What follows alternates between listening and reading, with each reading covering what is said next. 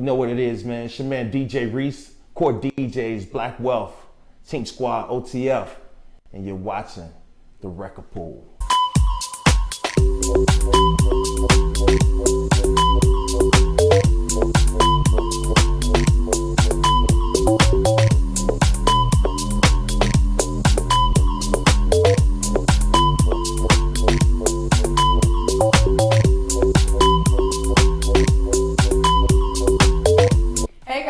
Summertime fan, and I'm back with The Record Pool, and today I got my favorite DJ, one of my favorite DJs, because I have multiple, don't want anybody to get offended, but this is DJ Reese, for you all who don't know, one of the legendary DJs is what I call it. He don't think so really, but so of course, you know, if you all don't know, this is Tink's official DJ, one of the officials and the main official, because I never see anybody else DJ before, but DJ Reese. So I want to definitely know like how you guys got in contact with each other and started, how you started being her DJ. Well, I was DJing at Adriana's on Thursday nights. Okay. It was a pretty big party. I was very young, so I was breaking a lot of records then. So a lot of artists was bringing me their music. Okay.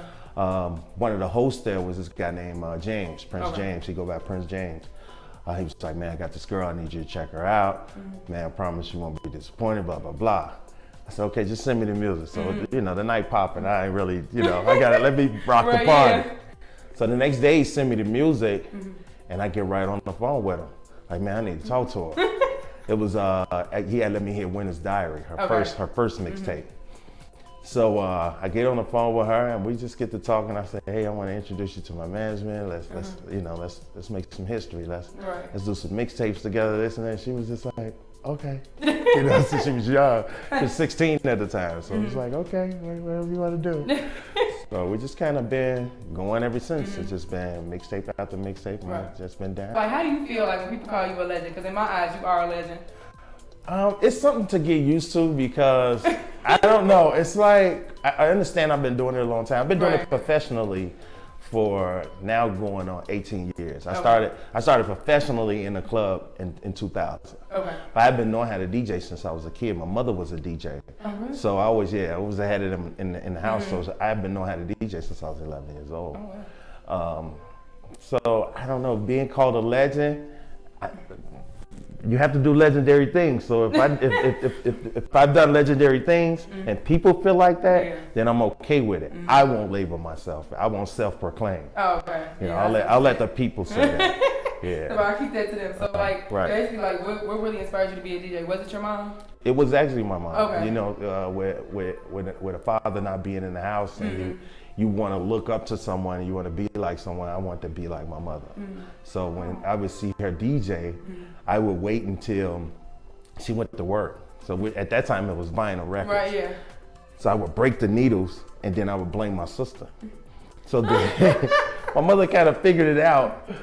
I was like, that's you breaking them needles. She was like, if you want to learn, I'll teach you. Because I was costing her money breaking the needles. Exactly. So then I took an interest and she just kind of started teaching me and showing me things. And that's actually nice.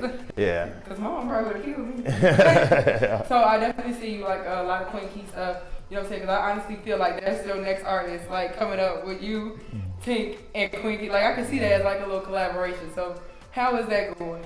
Well, I'm not really affiliated with Queen Key. I just kind of became a fan. Okay. So if you see me reposting some of her stuff, that's because I'm a fan of her. Yeah. I really dig her work. I really dig what she's doing. I dig her message. I like her wave. I like that she's, you know, doing something different. Right. Her and Tink did a record together, a couple of records together. So I don't know as far as a project is concerned with them, but I'm not actually per se in her situation. I'm just a fan. So I may support it so much that it look like, okay, that's Reese's next artist. That's what I think the next person he's gonna work with is gonna be Key. And then I'm like, you know what I'm saying? Who knows? I mean, it's still yeah, it's pretty cool. I got other artists that I'm working with. So well, yeah, I know. Definitely. I can't wait to see. Like, I'm definitely like thirsty. I'm like, who's next? Who's next? Who's next? Because I mean, Tink blew off, like, you know what I'm saying? Like, Tink really took off because of you to me. You know what I'm saying? You know, of course, her and her music, but like when you came aboard, like I believe that's when it really took off. Well, I contributed to something that was great already. Yeah. Like, she makes great music. So when you add a DJ and a DJ's platform to a person that makes good music, then that's where it goes. Yeah. Most artists, they have a tendency to go through this thing by themselves. And the DJ is still relevant. You get your DJ that's got a few nights in the club that's rocking. Right. Come on, it's Tink or nothing. It was Tink or nothing when we was, you know what I'm saying? I'm a player. Right. You're gonna hear this record. You know what I'm saying? And that's what you have to do as a DJ, is break artists. So what advice do you have to underground artists just to really, you know what I'm saying? Because of course, wanting to get you a DJ. Because I never even, that's the first thing I've heard. So I'm actually glad to hear that one. But like, what other advice do you have, like, to underground artists who are trying to make it, who are trying to get their music out there? Well, the first thing is stay consistent. Don't give up. You know, believe in yourself. Yeah. You have to really believe in yourself. Artists have a tendency, up and coming artists have a tendency to give up on records too soon. Right. Some records take a year. Sometimes it takes 6 months. You never know.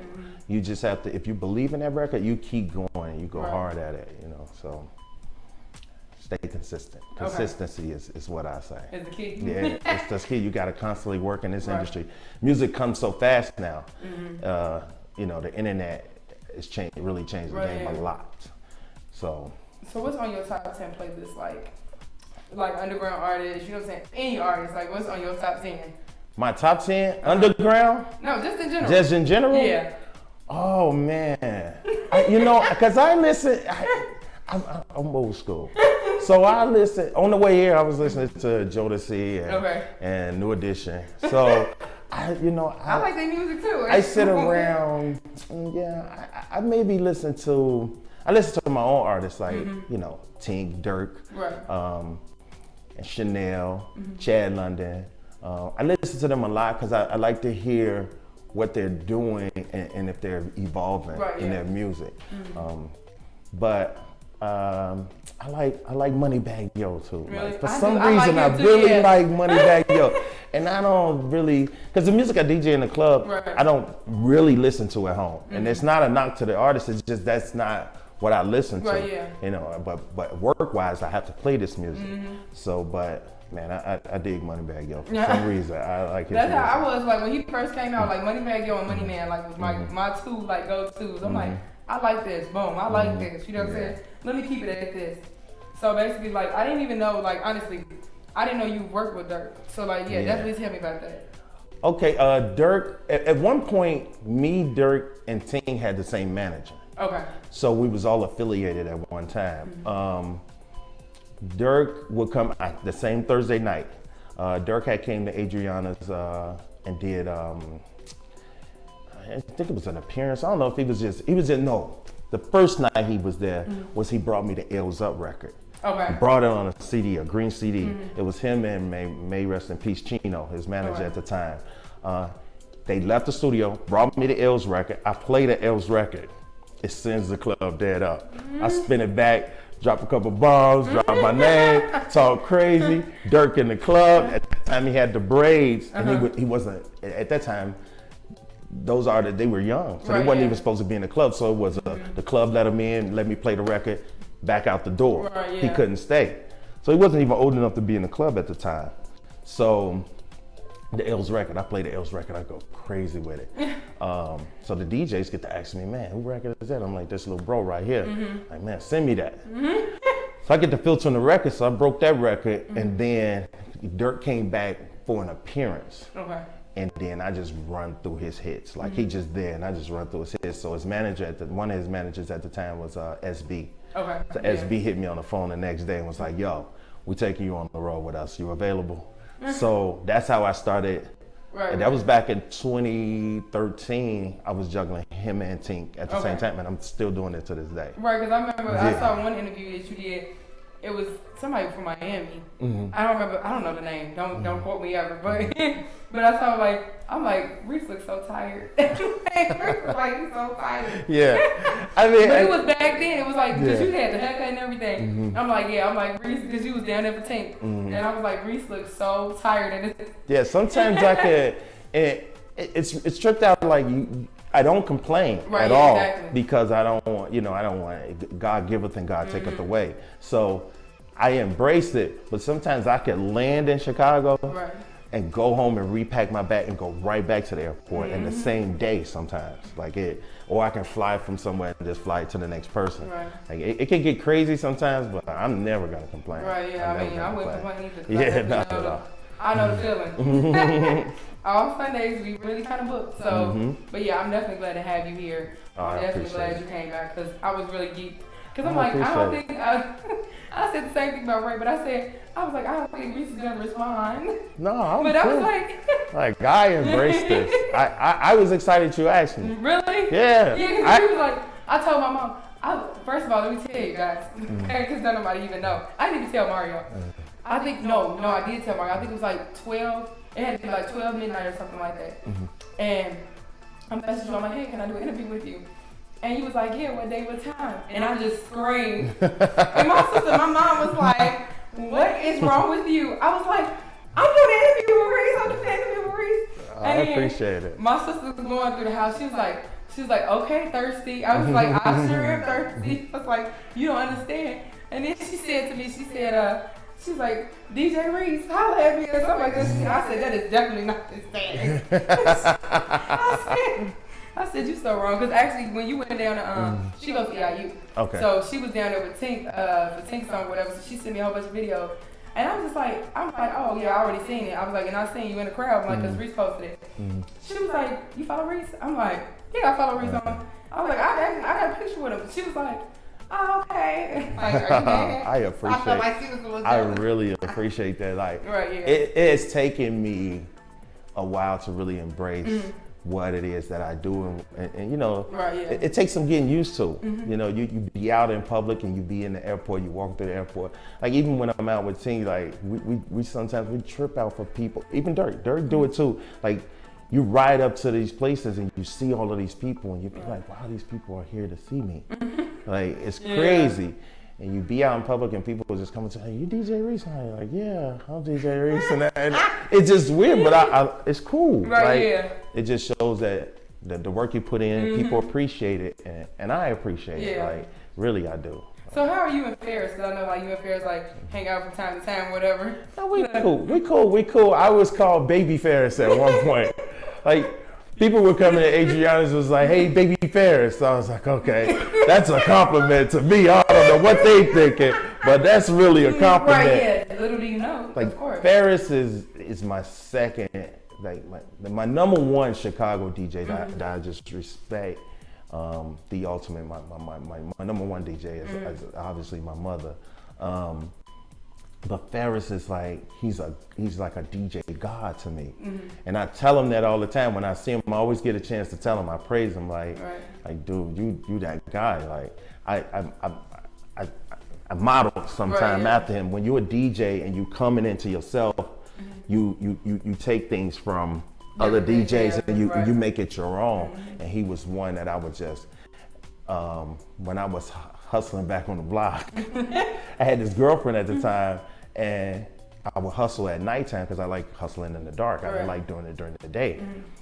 And I would come in the house at 10 o'clock every night, and she'd be like, why do you come in the house at 10 o'clock every night and listen to the radio? I was like, because I got to listen to the mix.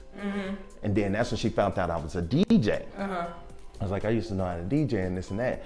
And I like listening to Ferris. So I used to leave the block, come in the house, 10 to 11, listen to Ferris, go back on the block and hustle. So when she found that out the following Christmas, she brought me some turntables for Christmas.